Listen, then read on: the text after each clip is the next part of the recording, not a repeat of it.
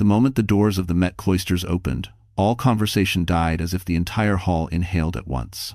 Under the soaring medieval arches, surrounded by candlelit stone walls and priceless tapestries, New York's most powerful figures turned toward the entrance toward her.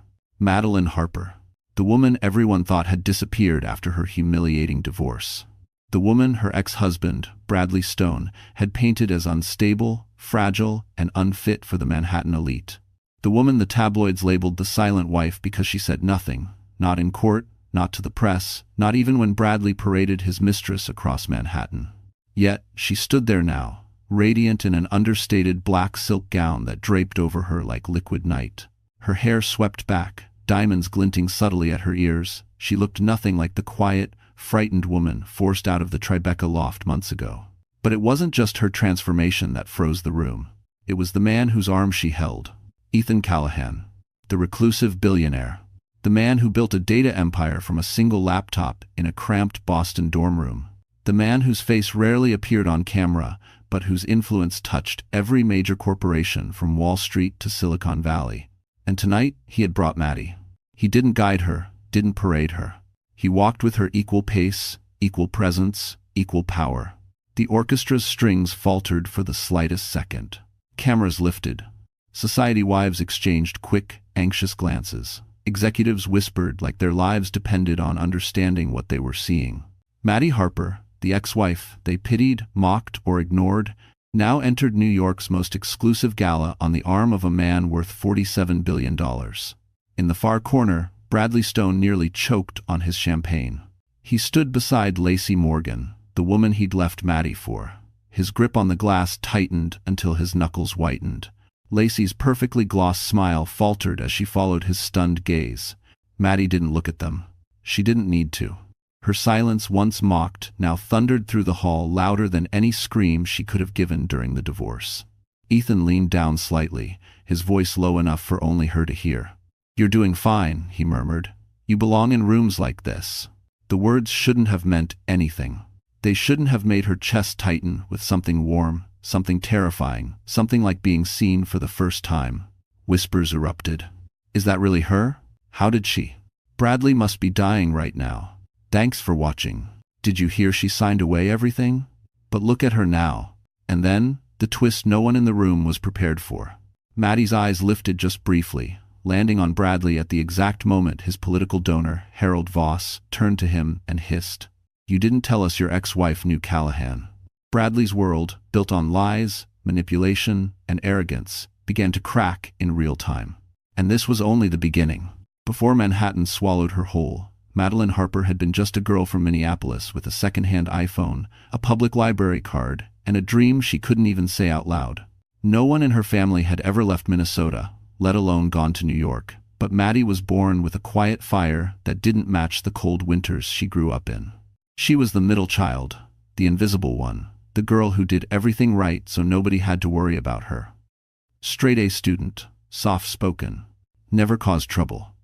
Her father worked maintenance at a community college, her mother worked nights at a clinic. Money was tight, but they always made space for hope. When Maddie received a partial scholarship to NYU for data science, her parents hugged her like she had already changed the family's fate. At 22, she arrived in Manhattan with one suitcase, $700 saved from tutoring jobs, and a heart full of belief. The city did not care. She rented a tiny, windowless room in Queens with 2 roommates who barely acknowledged her. Every day, she rode the packed subway to her internship at a financial analytics firm unpaid, of course, while juggling evening classes and weekend jobs. She learned to drink cheap coffee, stretch instant noodles into 2 meals, and study on a cracked MacBook Air she bought off Craigslist. Still, she was happy. Because she was building something. Because she felt possibilities everywhere on subway platforms, in skyscraper reflections, in the rapid-soaked streets of Midtown. And then she met him. Bradley Stone. It happened during a networking mixer her supervisor forced the interns to attend. The event took place on a penthouse terrace overlooking the Manhattan skyline, the kind of place Maddie never imagined she'd stand in without being mistaken for waitstaff. Bradley strode toward her like a man who believed the universe bent in his direction. Tall, charming, expensive smile, Rolex glinting in the city lights. She didn't understand why someone like him spoke to someone like her. But he did. And he was warm, interested, curious about her work, her dreams, her mind. For the first time, Maddie felt visible. They talked for hours. He told her she was brilliant, told her she was different from the jaded New York interns, told her she had something rare, as if he could see into her future. She didn't know he was already working on molding that future to fit his plans. Within months, he was everywhere, texting her, bringing her lunch to campus, showing up at her internship with Starbucks when she was drowning in assignments. He learned her schedule, her habits, her fears. He made her feel protected in a city that often chewed her up. By the time she graduated, he had completely woven himself into her life. Looking back, Maddie could now see the early signs. How he praised her intelligence but subtly discouraged her ambition. How he framed himself as the stable one, the leader, the one who knew the world better than she did. How he gently suggested she shouldn't burn out over work and didn't need to compete with sharks. And she believed him. Because no one ever told her that love could look exactly like a trap. For the first 2 years, Maddie truly believed she had walked into a modern fairy tale. Bradley knew exactly how to sweep her into a world she'd only seen through windows and movie screens. Rooftop dinners in Tribeca, Broadway shows with impossible-to-get tickets, surprise weekend drives upstate in his Mercedes. He brought her into spaces where men wore Tom Ford suits and women smelled like Dior. He introduced her as the smartest woman I've ever met, and Maddie glowed every time he said it. But fairy tales have a way of hiding shadows behind the sparkle. After their small wedding at a stone chapel in Connecticut, simple, elegant, perfect, Bradley insisted they move into his Tribeca loft. "It makes more sense," he said, brushing off her suggestion of finding a place together. "We shouldn't waste money on rent." In that moment, it sounded logical, loving, responsible. But it meant everything was in his name. One evening, while they unpacked, he laughed when he saw her old textbooks and her beat-up laptop. "Baby, you don't need these now. You have me." He kissed her forehead like it was a blessing. Maddie smiled, but something in her chest tightened small, barely noticeable, like a thread pulled too hard. Still, she pushed it aside. Love required compromise, right? Bradley's career soared shortly after. Stonebridge Capital was expanding, and Bradley became the firm's public face, charismatic, polished, camera-ready. Maddie often attended events at his side, standing among investors who spoke in cold numbers and colder humor. She always felt slightly out of place, like a guest in a world that wasn't hers. But Bradley's hand on her waist made her feel anchored, until slowly, quietly, he began to let go. It started with little things. "You don't really need your job, do you? I make enough for both of us. You should relax more, Maddie. Enjoy life. You work too hard for someone who doesn't have to. You don't need to impress anyone. You have me." He framed it as love, as protection. Yet each sentence clipped a piece of her wings. Then came the miscarriage. It was early, too early for most people to know, but it broke something inside her. She needed comfort, reassurance, a partner to hold her through the storm. Bradley gave her 3 days of gentleness before returning to his routines. "We'll try again," he said casually, as if they'd lost a plane ticket, not a heartbeat. Maddie stopped talking about her grief. Bradley stopped asking. After that, he wanted her home more often. He'd text her during work. "When will you be done? Why are you staying so late? You know it doesn't look good if my wife is never home." Little by little, pressure became persuasion. Persuasion became expectation. Expectation became control. And control, once normalized, becomes invisible. The night Maddie finally resigned from her job, Bradley hugged her like she'd just saved their marriage. She didn't know she had just surrendered the last piece of independence she had left. If Maddie had paid closer attention, she would have noticed the cage forming long before it closed around her. But cages built from affection don't look like prisons at first. They look like safety, security, love. In the months after she quit her job, Bradley became more attentive, but not in the way she once admired. It wasn't flowers or dinner dates or stolen moments of tenderness. It was monitoring, tracking, correcting. At first, it was almost sweet. "Text me when you get to Starbucks, okay? Just so I know you're safe. Let me handle the bills. You don't need that stress. Wear the blue dress tonight. It makes you look polished." Small things, quiet things. But then he asked her to delete her LinkedIn, to prevent recruiters from bothering her. Then to stop meeting old coworkers because they only fill your head with pointless ambition. Then to step back from volunteering at a community center in Queens because you don't need to be around people who drag you down. He never yelled. He never slammed doors. His control always came wrapped in warmth, in logic, in phrases like, "Trust me, and I know what's best. Hey, Spies," end quote, end quote. And Maddie, raised to be polite, accommodating, grateful, didn't argue. She told herself this was marriage. She told herself sacrifice was normal. She told herself loving someone meant letting them lead. But the truth was simpler. She was shrinking. One afternoon, while cleaning the kitchen, she found a stack of envelopes Bradley had hidden in a drawer. Credit card statements, investment reports, notices about the loft. Everything was in his name. Every asset. Every account. Every future decision. She confronted him gently, nervously. "Brad, why aren't any of these joint?" I thought. He smiled as if she were adorable. "Sweetheart, I'm the financial one. It's just easier this way." "But what if something happened to you?" she asked quietly. "Well, that's why I'm careful," he replied. "You don't have to worry about things you're not built for." Not built for. She felt the words bruise. Later that night, at a charity dinner on Fifth Avenue, Bradley introduced her to a well-known donor as "my wife, Maddie. She doesn't work, but she has a good heart." The man nodded politely, already losing interest. Maddie's cheeks burned. When they got home, Bradley kissed her cheek, complimented her smile, and acted like nothing was wrong. As if he hadn't just erased her in public. That was the night she began waking up with a heavy ache behind her ribs, a quiet panic she couldn't explain.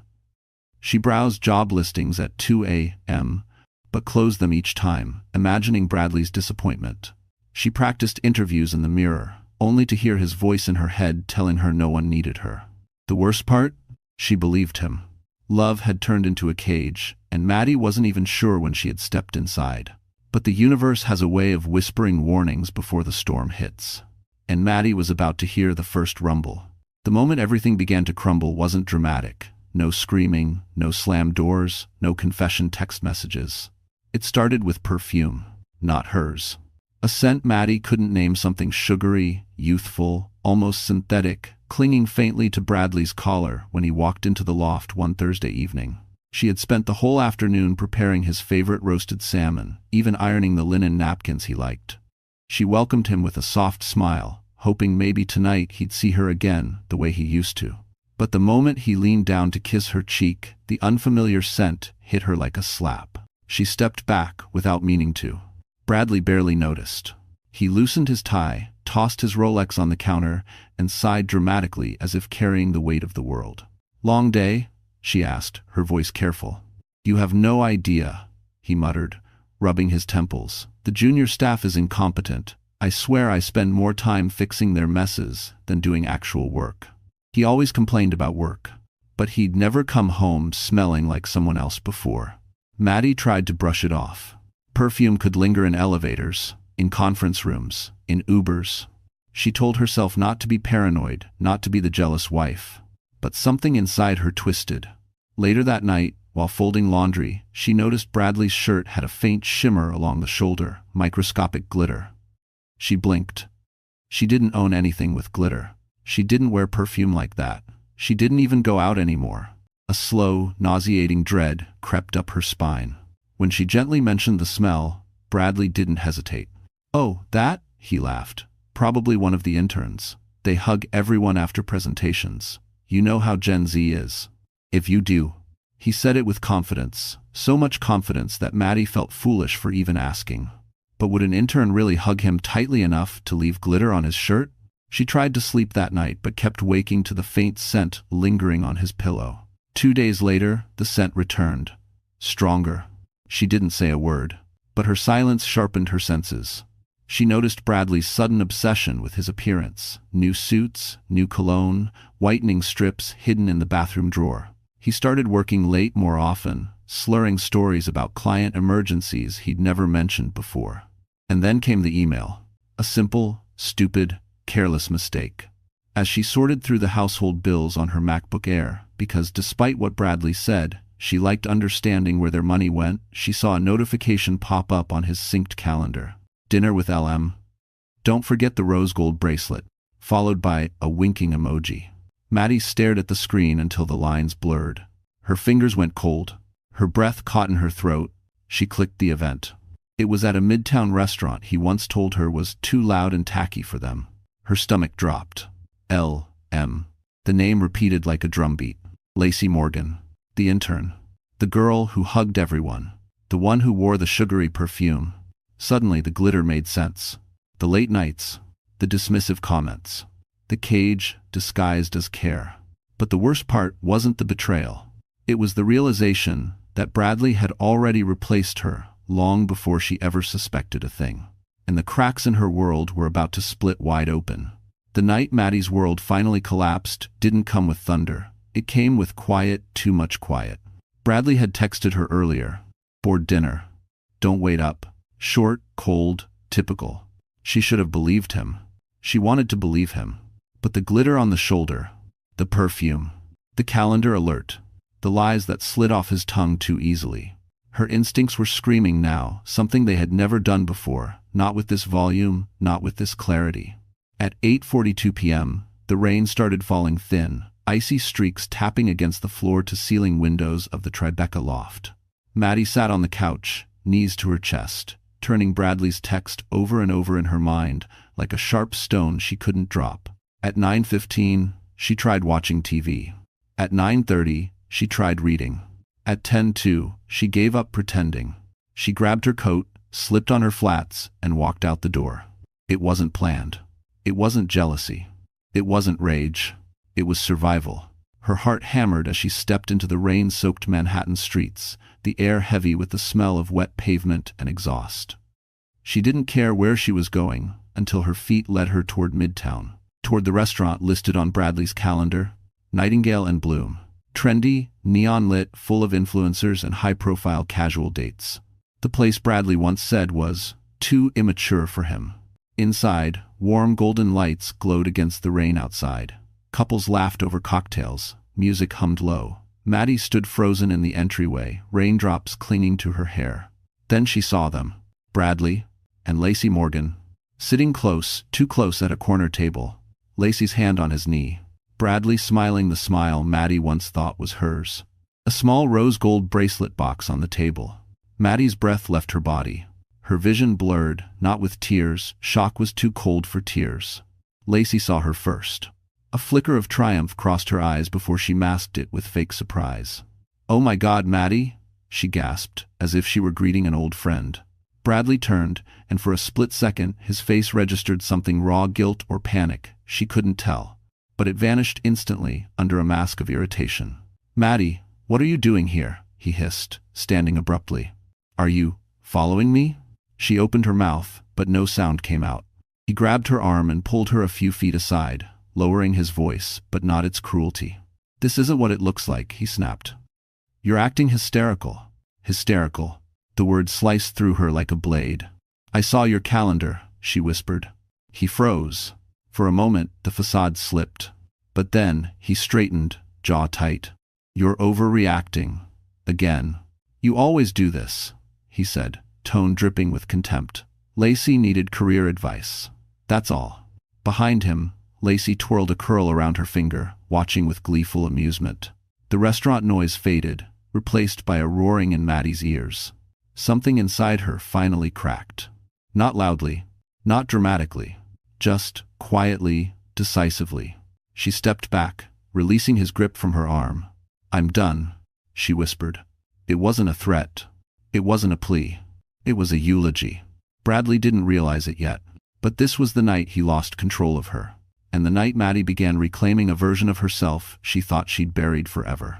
The courthouse on Center Street always looked intimidating, from the outside columns towering like judgment itself, but inside, it felt even colder. Sterile, echoing, a place where futures were dismantled with the stroke of a pen. Maddie sat at the petitioner's table, hands clasped so tightly in her lap she could feel her nails digging into her palms. Her lawyer, a kind woman named Denise, whispered last-minute reminders, but none of the words felt real. Everything sounded distant, like she was underwater. Across the aisle, Bradley looked perfectly put together, navy suit, polished shoes, hair styled with that expensive matte pomade he loved. Lacey sat behind him, wearing a soft beige dress and a sympathetic expression she absolutely did not mean.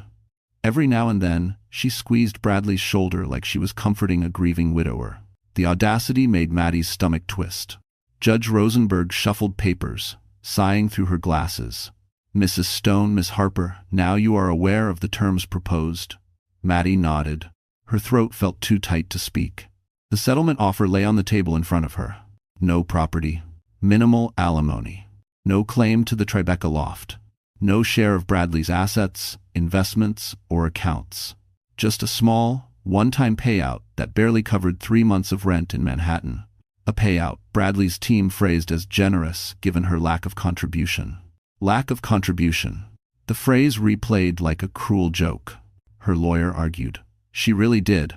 But Bradley had brought a legal army, 3 attorneys, in sleek black suits, armed with curated emails, manipulated timelines, and carefully selected character witnesses. They painted her as emotionally fragile, professionally unfocused, dependent. They described her miscarriage as evidence of stress instability, twisting her deepest wound into ammunition. When Denise objected, Bradley's lead attorney, silver-haired, smooth-voiced, only smiled a thin, victorious smile. "Your Honor," he said politely, "our client simply wants a peaceful resolution." Peaceful. As if he hadn't been cheating. As if he hadn't gaslit her for months. As if he hadn't destroyed her, piece by piece. Meanwhile, Bradley avoided meeting her eyes entirely. And that hurt more than the lies. When the judge asked if Maddie wanted to speak, Denise squeezed her hand, urging her to share her side, tell her truth. The entire courtroom seemed to hold its breath. But Maddie couldn't. She looked at Bradley, at Lacey, at the lawyers waiting to twist her words, at the judge who already looked exhausted, and she realized something. Nothing she said would matter here. Bradley had the money. He had the narrative. He had the advantage. Nobody wanted the messy truth. So Maddie did the only thing she had left. She protected what remained of her dignity. "I have nothing to add, Your Honor," she said softly. Bradley's shoulders relaxed. Lacey smirked. Denise deflated beside her. The judge nodded, relieved. "Very well. Divorce granted." With one tap of a gavel, her marriage, her sacrifices, her dreams turned to dust. As she stood to leave, Bradley leaned toward her, voice low, smug, and dripping with false pity. "You'll thank me one day," he whispered. "You're not built for this world, Maddie. Let it go." She didn't answer. But something silently ignited in her chest, something sharp, something bright, something no one in that courtroom noticed. A beginning. Bradley thought he'd won. He didn't know he had just created the woman who would one day ruin him. The day Maddie moved out of the Tribeca loft, New York felt louder than usual. Sirens blared, cars honked. The city pulsed with a life she no longer felt part of. Her entire marriage fit into 6 cardboard boxes. 1 for clothes, 1 for books, 1 for kitchen items, and 3 for memories she wasn't ready to look at. She dragged them herself down the polished lobby where the doorman avoided her eyes. She wasn't Mrs. Stone anymore. She wasn't anyone. Her Uber driver helped load the boxes. "Rough day?" he asked gently. She nodded. That was all she could manage. Her new apartment on the Upper West Side was tiny, just 1 room with a narrow bed, a single window facing a brick wall, and a kitchenette barely wide enough to open the fridge door. The landlord, a wiry man with thick glasses, handed her the keys and said, "Welcome home," with a kind smile. Home. The word stung. She set her boxes down and sank onto the edge of the bed. Her bank account balance flashed in her mind like a warning sign. The settlement, money so little. The job prospects non-existent. The loneliness suffocating. She spent the first night staring at the ceiling, listening to her upstairs neighbor pace across creaky wooden floors. At 2:14 a.m., she pulled her knees to her chest and finally cried, not for Bradley, not for the marriage, but for the years she'd lost being someone she didn't recognize. The next morning, she forced herself outside. She walked to Starbucks because it felt familiar, safe, and bought the cheapest black coffee on the menu. She sat by the window, watching the city rush past, feeling like she'd been dropped onto a different planet. Her phone buzzed. "Maya. I'm outside." Maddie blinked. She hadn't texted anyone, not even her best friend, about the move. When she stepped outside, Maya wrapped her in a fierce hug. "I knew you'd try to disappear. Not today," she said firmly. They walked through Central Park, fall leaves crunching underfoot. Maya asked nothing. She just listened as Maddie spoke haltingly at first, then like a dam had broken. When Maddie finished, Maya squeezed her hand. "You tried to survive a man who wanted to erase you. That's not failure, Mads. That's endurance." That afternoon, Maya helped her set up the apartment string lights, a thrifted rug, a cheap but sturdy desk where Maddie could work again. It didn't feel like home yet, but it felt less like exile. That night, alone again, Maddie opened her laptop to restart her job search. But the job market had moved on without her. Too many gaps in her resume. Too many skills she hadn't been allowed to use. Too much self-doubt eating her alive. She closed her laptop, chest tight. Then an email notification pinged. From Ethan Callahan's office. Subject: Consulting opportunity, immediate. Her breath stilled. Ethan Callahan. The tech billionaire she'd once impressed years ago. The man she assumed had forgotten her existence. The message was brief, professional, almost cold. "Miss Harper, we're expanding our data strategy team. Your name came highly recommended. If you're available, we'd like to meet. E. Callahan." Her hands trembled. It felt like the universe had cracked open a door she thought was permanently sealed. Maddie didn't know it yet, but this email wasn't just an opportunity. It was the beginning of her rebirth. The lobby of Callahan Analytics felt like another universe: polished marble floors, 60-foot glass walls overlooking the Hudson River, and employees who moved with sleek confidence. Maddie had never stepped into a building where silence felt so expensive. She almost turned around twice before reaching the reception desk. "Madeline Harper," she told the receptionist, trying to steady her voice. The woman gave a courteous smile. "He's expecting you." He. Not the hiring manager. Not the team lead. He.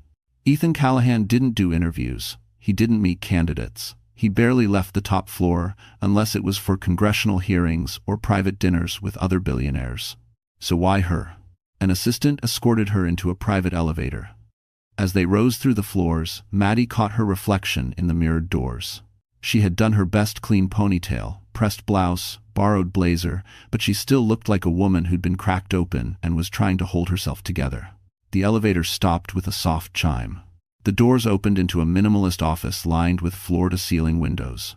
Light poured in like liquid gold, illuminating the man standing with his back to her, hands clasped behind him. Ethan Callahan. He turned slowly, and Maddie's breath hitched. He was exactly as she remembered: sharp jawline, steady eyes, dark hair brushed back with effortless precision. But there was something else now: gravity. The kind that came from power, influence, and knowing the world listened when he spoke. "Miss Harper," he said, his voice smooth, calm. "Thank you for coming." "Of course," she replied, though it felt like her vocal cords barely cooperated. He gestured for her to sit at a conference table that looked untouched, as if no one was allowed to leave fingerprints on it. "I heard about the divorce," he began. Her stomach twisted. "News travels fast," she muttered. "In my world, it does." His tone wasn't gloating or nosy, just factual. He opened a folder and slid a document toward her. "I reviewed some of your old analytic models," he said. "You see patterns most people miss." "That's rare." Maddie blinked. "Those were years ago. Thanks for watching." "And still more accurate than what my current team produces." The room seemed to tilt. He wasn't offering her pity. He wasn't offering charity. He was offering respect. She stared at the contract: consulting work, flexible hours, high pay, and direct collaboration with his data leads. It was more than she'd ever earned in her life. I don't know if I'm ready," she admitted, hating the tremble in her voice. Ethan leaned back slightly. "You survived something most people never recover from," he said. "That tells me you're more than ready." Her throat tightened. "Why me?" she whispered. He studied her for a moment. "When we met years ago, you corrected a broken algorithm while 3 senior analysts sat frozen," he said. "You didn't hesitate. You didn't grandstand. You just solved it. I don't forget people like that." Maddie felt something warm push against the coldness that had been living in her chest for months. A flicker of who she used to be. Ethan closed the folder. "This is your second chance," he said quietly. "Take it." Or don't. But don't let anyone convince you you're small. Her breath shook. This wasn't pity. This wasn't rescue. This was recognition. And for the first time since the night she caught Bradley with Lacey, Maddie felt a pulse of something she thought she'd lost forever. Hope.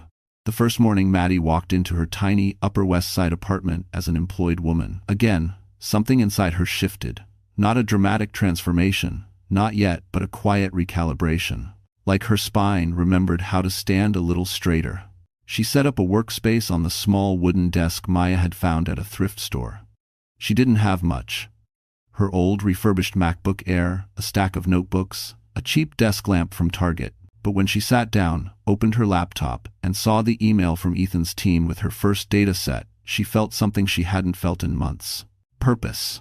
The work was intense, complex algorithm audits, pattern mapping, statistical breakdowns. Maddie hadn't touched in years. She was rusty at first. Her fingers hesitated on the keyboard, her brain lagged behind the numbers.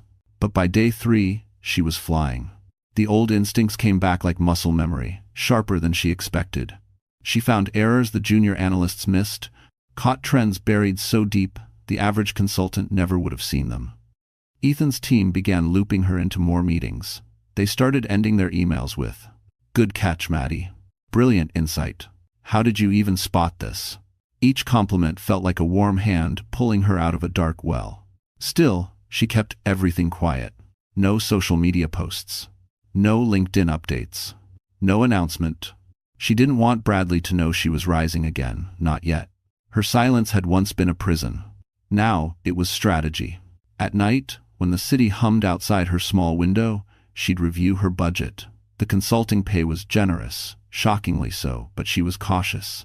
She saved every dollar, cooked simple meals, held on to her Metro card like a lifeline. Maya teased her for being a financial squirrel, but Maddie didn't mind. She was rebuilding from dust. Every small victory mattered. One Thursday afternoon, she received an unexpected invite. Meeting with E. Callahan, 4:30 p.m. Her pulse quickened. When she arrived at Hudson Yards, the elevator whisked her up to the top floor again. Ethan was standing by a digital wall, displaying a massive data projection live analytics glowing in neon blues and greens. "You found something," he said without turning around. Maddie swallowed. "Yes, a discrepancy. A big one. Duos." She handed him a printed report, highlighted patterns, flagged anomalies, projected risks. Ethan flipped through the pages, brows tightening. "This is related to a hedge fund division. Stonebridge Capital." The name hit her like a punch. Her voice was barely audible. "Bradley's firm." Ethan finally looked at her. "You don't have to be involved," he said carefully. "I didn't know your findings would touch anything personal." But Maddie straightened her shoulders. "No, I want to see this through." His expression softened, just slightly, not pity, respect. As she turned to leave, Ethan added, "I'm hosting a gala presentation next month. You'll be featured on the strategic team list." Her breath stilled. "That's public." "Yes." She hesitated. "People will talk." "They already do," he replied calmly. "At least let them talk about the right version of you." She stared at him, unsure whether to be terrified or grateful. The truth was, she wasn't ready to be seen. But she also wasn't ready to live small anymore. As she rode the elevator down, her reflection trembled in the mirrored wall, but her eyes looked clearer than they had in years. She wasn't the woman Bradley broke. Not anymore. Maddie didn't recognize the woman staring back at her in the elevator's mirrored walls. Not entirely. Not yet. But there was something different in her reflection, an alertness, a groundedness, a soft but unmistakable flame behind her eyes. The next few weeks moved fast. Her consulting role expanded rapidly. Ethan's team started forwarding her the toughest assignments, projects that used to take entire departments weeks to interpret. She handled them with quiet precision, delivering results that made even senior analysts blink twice. What surprised her most wasn't the complexity of the work, but how much she had missed this part of herself, the version who could look at a chaotic dataset and see a story no one else could. A version Bradley had spent years convincing her wasn't valuable. Her team soon learned something else. Maddie didn't talk much, but when she did, people listened. And Ethan did more than listen. He watched, carefully, thoughtfully. Not in the predatory or possessive way Bradley once did, but like a man studying a rare constellation, one he didn't want to scare away. One afternoon, after she'd presented a tightly structured analysis to his board, Ethan pulled her aside. "You should present at the gala next month," he said simply. Her heart slammed into her ribs. No, I can't do that." "You can," he said. "And you should." "I'm not built for that kind of spotlight." "You're more built for it than the people who chase it," he replied without hesitation. His confidence unsettled her, not because she didn't want to believe it, but because deep down, she did. But being seen again meant something else. It meant Bradley would see her. And she wasn't sure which would hit him harder, her success, or the fact that she no longer needed his validation to breathe. One night, she stayed late at the office. The floor was mostly empty, except for the cleaning crew and the security guard humming old Motown songs by the elevator. Maddie scanned through the data on Stonebridge Capital numbers, behavioral patterns, fund offsets. Something had been gnawing at her mind since the day she'd identified the anomalies. She dug deeper and deeper until the room felt colder. Stonebridge wasn't just misreporting numbers, they were rerouting funds to shell accounts in ways that could collapse entire portfolios. It was bigger than Bradley, bigger than the divorce, bigger than anything she had imagined. Her pulse raced. She sent the report to Ethan immediately. 10 minutes later, he appeared in the doorway of her workspace, tie loosened, eyes sharp. "You just uncovered a $20 million fraud pipeline," he said quietly. Maddie's breath hitched. "I didn't mean to." "Yes, you did," he corrected her. "You meant to see the truth. That's what you do." His praise hit deeper than any insult Bradley had ever thrown. For the first time, she allowed herself to imagine a future that wasn't defined by loss or recovery, but by possibility. Ethan looked at her long enough for her skin to warm. "You know what this means, Maddie," he said. "This will expose people. Important people." She swallowed. "Including Bradley." Ethan nodded. "Are you afraid?" She thought she would be. But she wasn't. "No," she said. "Not anymore." A hint of approval flickered in his eyes. In that quiet moment, surrounded by glowing screens and the hum of servers, Maddie understood something she had never understood before. She wasn't the woman Bradley had erased. She was the woman he never thought she could become. And she was just getting started. Maddie had always thought strength was loud, confident, extroverted, bold. But rebuilding her life taught her something different. Real power grows quietly, like roots under concrete. And her roots were spreading fast. Over the next month, Maddie worked relentlessly. Her days started with cheap black coffee from the corner deli and ended with spreadsheets glowing across her tiny apartment walls. She reviewed algorithms until her eyes blurred, cross-checked financial patterns until the sun rose over the Hudson, and took feedback from Ethan's team like a woman determined to reclaim years she'd lost. But this time, she wasn't doing it for Bradley. She wasn't doing it to prove she was worthy. She was doing it because she finally remembered who she truly was. One evening, she received a message from Ethan. "Come upstairs. Need to discuss your findings." Her heart ticked faster. When the elevator doors slid open onto the top floor, she found Ethan standing beside a massive digital display. It showed a web of numbers, connections, offshore accounts, Stonebridge's corruption glowing like a constellation of deceit. "You didn't just find inconsistencies," he said. "You found intentional manipulation." Maddie swallowed. "How big is it?" Ethan turned to her, voice calm but razor sharp. "Big enough to trigger federal investigations." She felt the room tilt. Bradley had always been ambitious, but criminal wasn't a word she'd ever associated with him. Ethan watched her closely. "If this becomes public, you'll be pulled into it. Your marriage, your name, everything will be examined. You sure you're ready for that?" For a moment, fear whispered through her like winter wind. The old Maddie, the one Bradley molded, might have crumbled. But the woman standing beside Ethan wasn't that version anymore. "Yes," she said softly, "I'm ready." A hint of something respect, admiration, maybe even pride flashed through Ethan's eyes. Later that night, back in her apartment, Maddie opened her laptop again. She reviewed every document she had flagged on Stonebridge, making sure she hadn't imagined the patterns, the discrepancies, the misdirected accounts. She hadn't. She also hadn't imagined that someone else was accessing the same files. Someone inside Stonebridge. Someone sloppy. Someone desperate. And suddenly, it clicked. Lacey. She had access through the PR department, enough to clean narratives, delete old reports, shape external messaging, enough to hide a crime if she needed to. Maddie leaned back in her chair, breath unsteady. This wasn't just a cheating scandal. This was a cover-up, one she'd stumbled straight into. Her phone buzzed. Maya, are you alone? Maddie frowned. Yes. Why? Maya responded instantly. Check your ex's social. He and Barbie too are celebrating something. Against her better judgment, Maddie opened Bradley's page. A new photo. Bradley and Lacey, sparkling champagne in hand, grinning like a couple who believed the world existed to applaud them. Caption: honored to announce our keynote sponsorship for the Metropolitan Impact Gala next month. Maddie's breath caught. The same gala Ethan had invited her to. The room felt suddenly smaller. Her pulse hammered. Two worlds were about to collide in one room, hers and the one she escaped from. Her past and her rising future. Her silence and her truth. And something told her the gala wouldn't just be an event. It would be the battlefield. 2 weeks before the gala, the attacks began. Not physically, not openly, but in the most New York way possible, through whispers, anonymous posts, and carefully curated rumors meant to cut deeper than any knife. It started on a small finance gossip page known for exposing scandals in Manhattan's elite circles.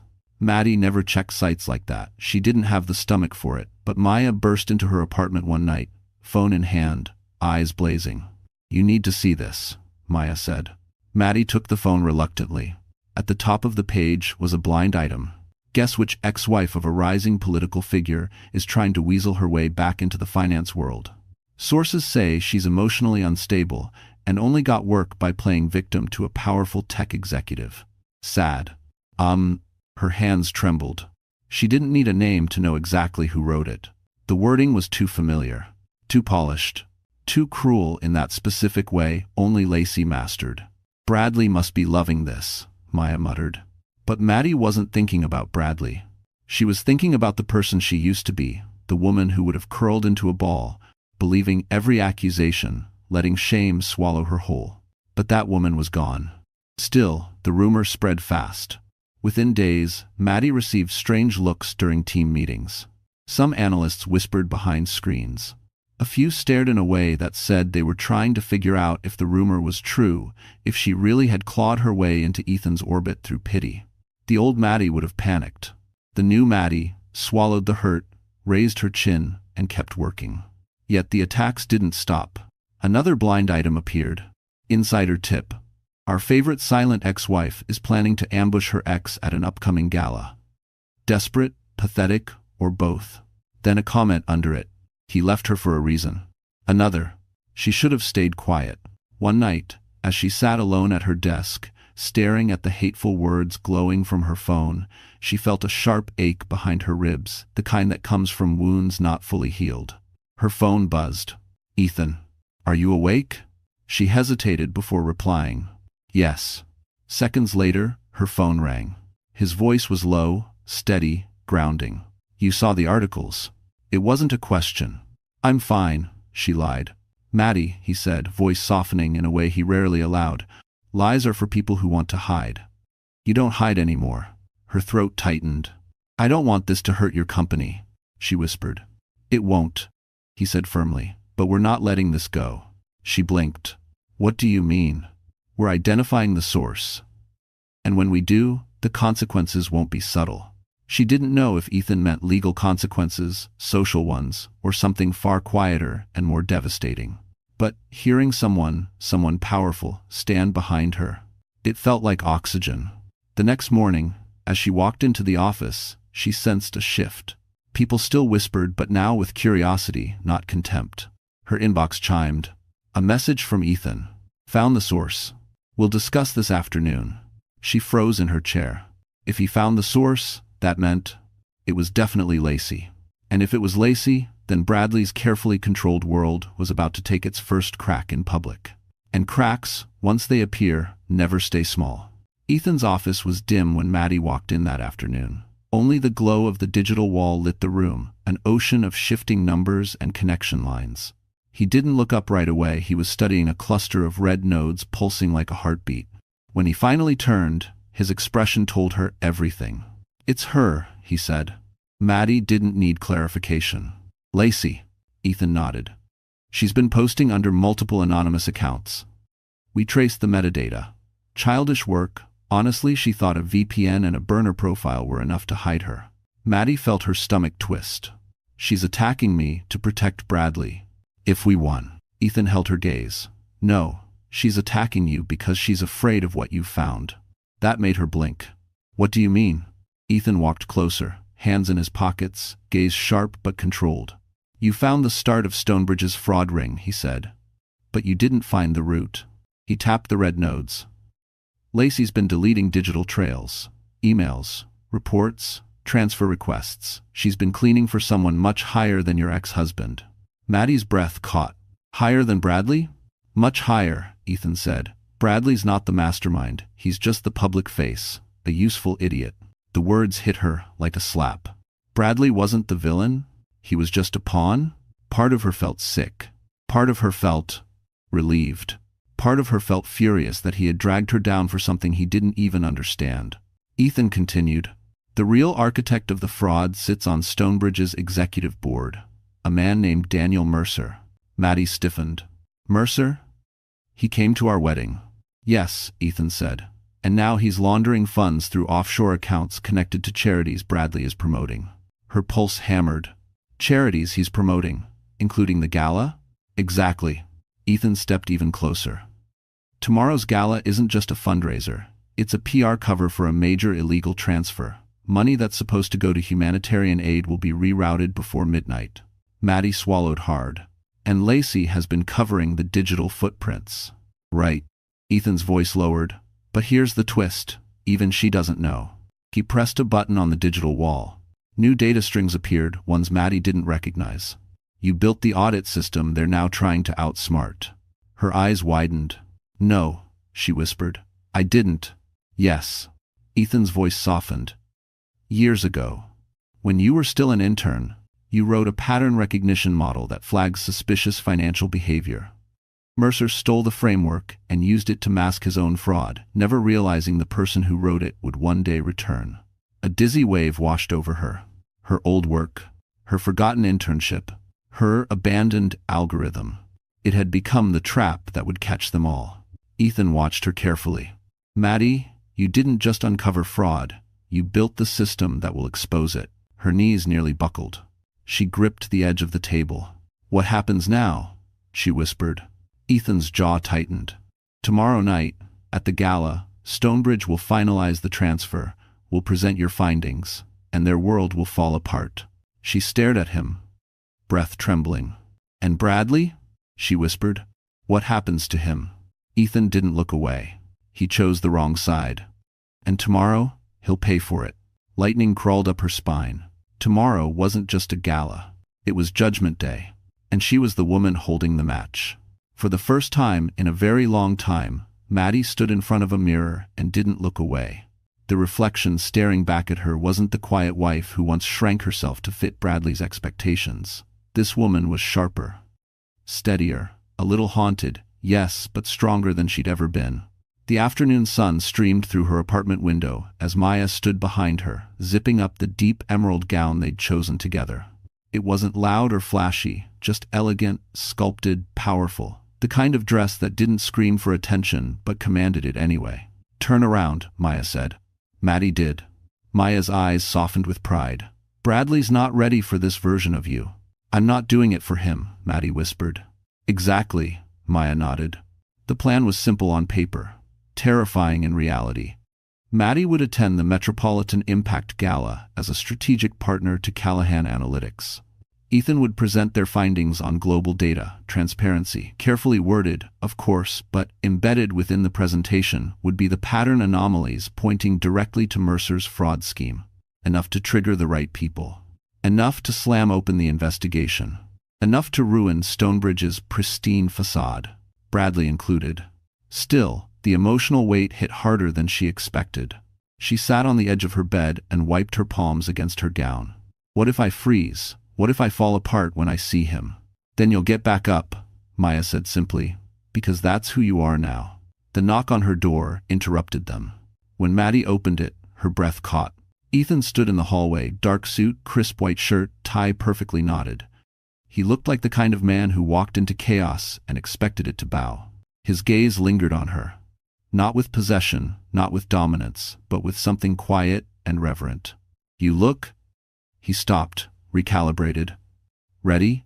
For some reason, that single word steadied her more than any compliment could. They headed downstairs, where a sleek black town car waited. As Manhattan blurred past the windows, streetlights, restaurants, brownstones glowing with warm light, Maddie felt her heartbeat sinking with the city's pulse. Ethan noticed her fidgeting hands. "Nervous?" he asked. "Only a lot," she admitted. He smiled, not a corporate smile, not a polite one, a real one. "You already did the hard part," he said. "You survived him." Her throat tightened at the brutal truth of it. As they crossed into the upper edge of Midtown, the city shifted: taller buildings, wealthier crowds, polished black cars lining the streets. Ethan's driver pulled into a private entrance reserved for premier donors. Uniformed staff opened the door with crisp precision. Cameras flashed instantly. "This is it," Ethan murmured. Not a warning, a promise. He offered his arm. This time, she didn't hesitate. She stepped out, heels clicking against the stone path, the night air cool against her skin. The gala lights reflected off her gown, catching in the folds like liquid emerald. People turned. Whispers sparked. Is that Maddie Harper? Bradley's ex-wife? With Ethan Callahan? Bradley's downfall had already begun behind closed doors. But tonight, the whole world would watch it happen. And for the first time, Maddie wasn't afraid. She was walking straight into her rebirth. The Metropolitan Impact Gala glittered like something pulled out of a dream, and also straight out of a nightmare. Chandeliers sparkled overhead, casting golden halos across marble floors and hand-carved archways. Classical music drifted through the hall as Manhattan's elite floated from table to table, smiling like their lives were already written in permanent ink. But tonight, the ink would smear. Tonight, everything would crack open. Maddie entered beside Ethan, her hand resting lightly on his arm. She didn't cling, she didn't need to. Her posture alone sent a message. She was no longer the woman who hid behind anyone. Every head turned as they stepped inside. Maddie caught the whispers. "That's her. Callahan brought her? Where's Bradley? Oh, he's going to lose his mind." She tried to ignore them, but her pulse fluttered. The air buzzed with expectation because this wasn't just any gala. This one was sponsored by Stonebridge Capital, the very firm planning to finalize their fraudulent transfer tonight. A server passed by with trays of champagne. Ethan took one glass for himself and one for Maddie. She didn't drink, just held it, letting the cool stem anchor her hands. "You okay?" he murmured. "Yes," she whispered, and shockingly, she meant it. They moved deeper into the room. Ethan greeted donors with the calm authority of someone used to bending billion-dollar industries. Maddie watched him weave through the crowd, always keeping her within the corner of his line of sight, a silent promise of protection, or maybe something more. But then, a familiar laugh sliced through the music. Light, sugary, rehearsed. Lacey.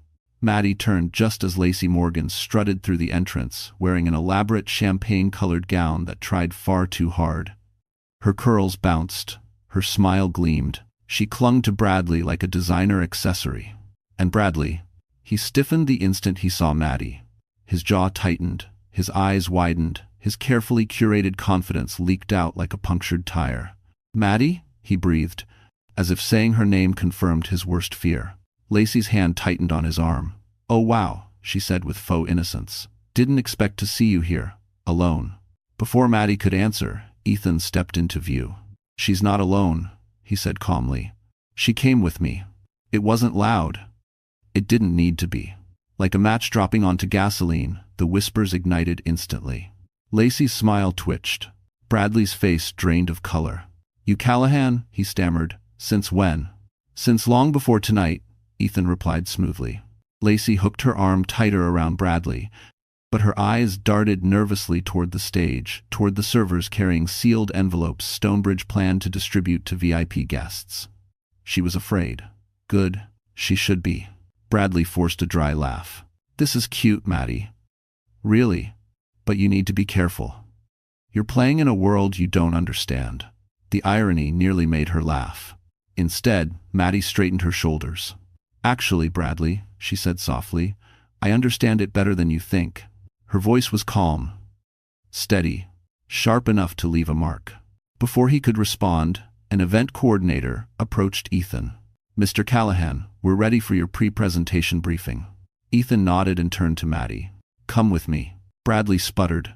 "She's presenting?" Ethan offered a small smile, the kind that could slice a kingdom in half. "She is the analysis." Lacey's face went slack. Bradley's fingers twitched. The room seemed to tilt. As Maddie walked away on Ethan's arm, leaving Bradley drowning in his shock, she felt something she hadn't felt in years. Power. And tonight, she would finally use it. The private briefing room behind the Gala's main hall felt colder, quieter, like the air itself understood something monumental was about to unfold. Dim lights reflected off polished oak tables, and the hum of distant music pulsed faintly through the walls. Ethan walked in first, Maddie just a step behind. Several high-level donors, analysts, and board members waited around the table. Some straightened their posture the moment they saw Ethan. Others stared openly at Maddie, whispering behind their hands. She ignored them. For the first time in her life, she wasn't afraid of being watched. "Thank you for coming," Ethan said with calm authority. "Before we go on stage, there are updates you need to see." When he gestured to Maddie, the room shifted. Some eyebrows rose. Some lips pursed. One board member whispered, "Isn't she Bradley Stone's ex?" Maddie heard it. She didn't flinch. Ethan stepped aside, making it unmistakably clear. She was the center of this briefing. She moved to the front of the room, fingers steady as she tapped the screen to activate her data model. It illuminated instantly layers of algorithmic patterns, financial trails, and irregularities weaving across the display like a glowing digital map. The room fell silent. "This," Maddie began, "is Stonebridge Capital's humanitarian allocation pattern over the past 7 months. If you come at..." Her voice didn't shake. Not once. She clicked again. More patterns emerged, shifts, spikes, sudden disappearances. These numbers don't align with legitimate outreach funding, but they align perfectly with the shell accounts created by Daniel Mercer. A ripple of shock spread across the room. One donor leaned forward. "Mercer? On our board?" "Yes," Maddie replied, "and the transfers are scheduled to complete tonight."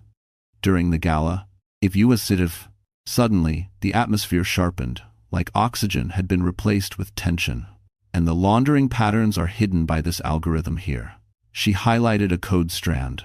"This was built years ago by an intern, a model designed to flag suspicious financial behavior." A board member frowned. Who was the intern? Maddie felt a heat rise in her chest, not shame, not fear. Pride. "Me," she said simply. Some jaws dropped. Others blinked in disbelief. "And the people laundering funds didn't realize the person who wrote the algorithm returned to the field," she added. "So they couldn't outsmart it." A stunned hush filled the room. Someone whispered, "She caught Mercer's scheme on her own?" Another muttered, "This could trigger a federal audit." Then, the door burst open. Bradley stormed in, face flushed, tie crooked, panic barely disguised beneath a thin veneer of authority. "What the hell is going on here?" he snapped. Ethan didn't turn. "Private meeting," he said coldly. "Leave." But Bradley's eyes locked onto Maddie, wild, frantic. "You think you're clever?" he spat. "You think you can embarrass me? At my event?" "It's not your event," Maddie said calmly. "It's Stonebridge's, and they deserve to know what's happening under their name." Lacey appeared behind him, breathless, mascara slightly smudged like she'd been crying or yelling. "Maddie, please," she said, switching instantly into honey-coated desperation. "You're misunderstanding. Bradley didn't know." "Mercer." Maddie cut her off. "I know Bradley didn't mastermind this. He's not capable." A shocked laugh rippled around the table. Bradley flinched as if she'd slapped him. Ethan stepped closer to Maddie, a silent show of solidarity. One donor spoke sharply. "Stonebridge will answer for this, starting with Mercer." His eyes shifted to Bradley. "And anyone who knowingly protected him." Bradley's face drained. Lacey swayed. Maddie didn't smile, but inside her chest, a quiet victory blossomed. For years, Bradley had spoken over her.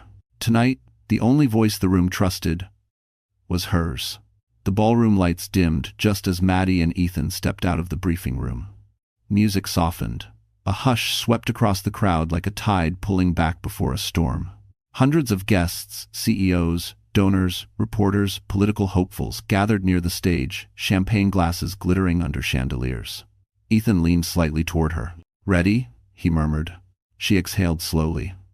"Yes." He stepped onto the stage first, greeted by applause that rolled across the room like thunder. Maddie followed him, not behind, not hidden, but at his side, visible to everyone who'd once looked down on her. Bradley and Lacey pushed frantically through the crowd, whispering to donors, trying to spin whatever narrative they could. But the room wasn't listening to them anymore. All eyes were on the stage. Ethan reached the podium. "Tonight," he began, "we celebrate impact, transparency, and integrity." Subtle, controlled, deadly. Maddie watched from just behind him, hands clasped at her waist. She could feel the tension humming beneath the floor, buzzing in the air like electricity before a blackout. Ethan continued, "Our team has worked tirelessly to uncover the truth behind global funding pipelines, and that truth is not always comfortable." He glanced at Maddie. "The signal?" She stepped forward. Whispers burst instantly throughout the crowd. Bradley's face blanched. Lacey froze mid-step. "Some of you know me," Maddie said, voice steady. "Some of you think you do. $2.25. Silence stretched taut. "But what many of you don't know is that 6 years ago, I built an algorithm to detect financial manipulation. That algorithm was stolen. And tonight, it revealed something critical." She tapped the digital remote. The screen behind them flashed to life numbers, diagrams, offshore routes, and financial trails. Gasps rippled across the ballroom. "These are Stonebridge Capital's transactions," she continued. "And these patterns reveal millions being redirected through shell accounts, set to finalize within hours." Chaos bloomed instantly. Reporters rushed toward the stage. Donors erupted in outrage. Security stiffened. Phones lit up across the room like a starfield. Bradley shoved his way forward. "This is nonsense," he shouted. "She's my ex. She's unstable. She hates." "Bradley," Maddie said softly, "stop." The microphone carried her voice across the room like a blade wrapped in velvet. "You didn't create this scheme," she said. "You barely understood it." Laughter, sharp, shocked, burst from a cluster of donors. Bradley's face flushed crimson. "She's lying," he roared. "She's doing this for revenge. She's been obsessed with ruining me ever since the divorce." Ethan stepped closer to the mic. "Mr. Stone," he said calmly, "your ex-wife uncovered what your executive board hoped would stay buried forever. If you're innocent, the investigation will clear you. If you're not..." He let the implication hang. The guests murmured like a rising storm. Then something no one expected happened. Lacey cracked. Right there, in front of the entire room. "Fine," she shrieked. "Mercer told me to delete the files. Bradley told me not to ask questions. They said it would protect the firm." The room exploded. Flashbulbs went off. Voices rose. Security headed straight for Bradley and Lacey as donors began demanding answers, shouting for the board. Bradley spun toward Lacey, betrayal slicing across his face. "You idiot, why would you say that? You told me it was safe," she cried. "You said she was too stupid to find anything." The entire ballroom turned toward Maddie again, but this time with stunned respect. Ethan walked to her side and murmured, "You did it." Her throat tightened. She didn't smile. Not yet. But inside, where the wounds once lived, something burned bright and triumphant. Tonight, the world didn't just watch Bradley fall. They watched her rise. Security escorted Lacey out, first mascara streaking, dress slipping off one shoulder, heels wobbling as she shrieked that she didn't mean anything. Her fall was fast, messy, humiliating. Cameras swarmed her like vultures. Bradley wasn't as lucky. 2 federal investigators, invited quietly by Ethan earlier in the evening, stepped forward through the chaos. Their badges flashed under the chandeliers, catching Bradley's eye like a gunshot. He froze. "Bradley Stone?" one of them asked. His voice cracked. What is this?" "We'd like to speak with you regarding Stonebridge Capital's offshore activity." "This is ridiculous," Bradley scoffed, forcing a laugh that broke halfway. "This is political, you don't understand. Mercer handled the accounts." "Your electronic signature is on every document," the agent said calmly. Bradley blanched. "You're lying," he whispered. "I never signed," Mercer said. Lacey said someone forged. His excuses collapsed, one on top of another, sounding more guilty with each breath. Maddie watched from a distance still, composed, almost serene. For years she'd been the one scrambling to explain, to justify, to shrink herself small enough to avoid his temper. Now it was him unraveling. Ethan stepped closer to her. "You don't have to watch this." "Yes," she whispered, "I do. It's nose." Because healing didn't always look gentle. Sometimes it looked like truth swallowing a liar whole. Bradley broke through the agent's hold and stumbled toward her. Maddie, please talk to them." His voice was wild, desperate. "Tell them I didn't know. You know I'm not smart enough to." He stopped himself, realizing what he admitted. The ballroom gasped softly. He tried again. "You loved me once. You owe me that." "Owe you?" Her voice was quiet but carried across the room. She stepped forward until only inches separated them. "I owed you loyalty," she said. "I gave it. I owed you honesty. I gave that too. I owed you grace, patience, commitment, and I gave all of it until there was nothing left of me." Her gaze hardened. "But I never owed you my silence. And I don't owe you protection." Bradley's mouth opened, then closed, like he was drowning on land. "Maddie, please." "No," she whispered. Just that one word. And the tiny thread holding Bradley's world together snapped. The agents moved in. "Mr. Stone, please come with us." Bradley struggled, looking around the room for anyone to defend him. Donors avoided eye contact. Journalists scribbled frantically. Even Lacey, sobbing in the corner, refused to look his way. He was alone. Truly, devastatingly alone. As they led him away, he called her name one last time, broken, angry, terrified. "Maddie." She didn't turn. Ethan stepped beside her. "You okay?" She nodded once. "It doesn't feel how I thought it would." "How does it feel?" She exhaled shakily. "Final." Ethan studied her profile, strong, steady, illuminated by the golden light of victory, and something softened in his expression. "Good," he murmured. "You deserve an ending." The ballroom slowly shifted back to noise reporters, rushing to file stories, donors calling attorneys, board members whispering about fallout. But Maddie felt strangely still. For the first time in years, the past was behind her. All that remained was whatever came next. In the days after the gala, New York buzzed like a wire about to spark. Stonebridge Capital collapsed under the weight of federal scrutiny. Daniel Mercer was indicted. Lacey fled to her mother's house in Florida, disappearing from social media entirely. And Bradley, once the golden boy of Tribeca, was splashed across every major headline for all the wrong reasons. Maddie Harper exposes multi-million-dollar fraud. Ex-husband Bradley Stone, under criminal investigation.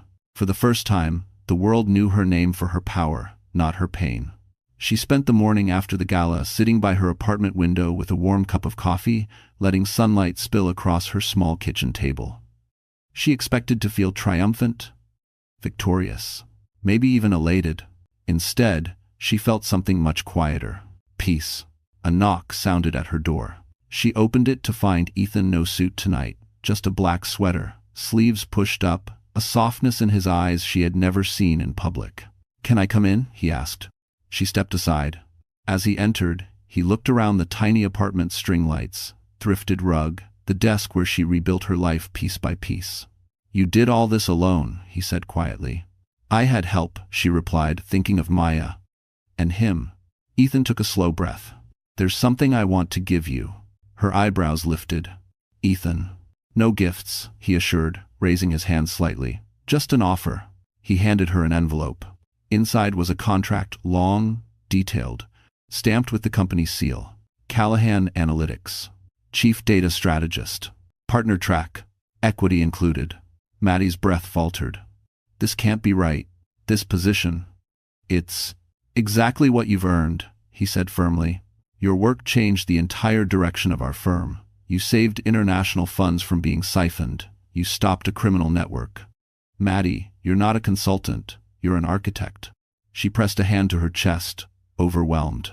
"I don't know what to say." He stepped closer, not too close, just enough that she could feel his presence solid and steady. "Say yes," he murmured. Her throat tightened. "I want to. I really do. But everything in my life has changed so fast." "Then let it," he said softly. "You spent years shrinking yourself. Maybe now it's time to expand. She looked up at him, searching for any hint of pity. There was none. Only respect, admiration, and something warm that made her pulse flutter. "Maddie," Ethan said, voice gentler now, "I'd also like to take you to dinner, not as your boss or your partner, but something else, only if you want that." End quote.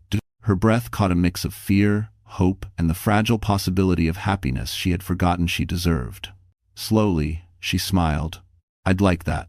His answering smile was small, sincere, and more beautiful than any grand gesture. He extended his hand.